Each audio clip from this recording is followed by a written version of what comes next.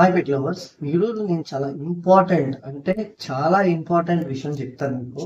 ఇది చాలా పప్పీస్ కి డాగ్స్ కి లైఫ్ థ్రెటనింగ్ అన్నమాట.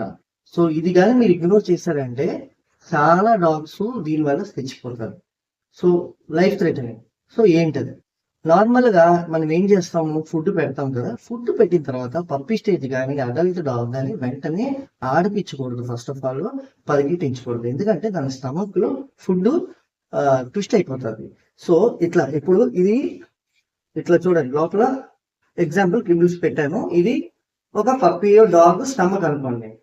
ఓకే, ఎగ్జాంపుల్ మీకు చూపించింది క్లియర్గా అర్థం అవ్వాలి మీకు. సో ఇప్పుడు ఏమవుతుంది, ఇప్పుడు ఇది తినిన తర్వాత పప్పీ స్టమక్ లో ఇలాగే ఉంటుంది, వెంటనే అరగదు. సో ఇప్పుడు జంప్ చేస్తుంటది పప్పీ ఇలాగా.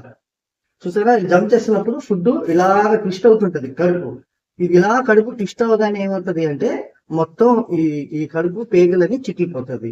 ఇది చాలా డేంజర్ అనమాట. So always puppy and adult dog అయినా ఫుడ్ తినిపించగానే దయచేసి ఆడిపించొద్దు.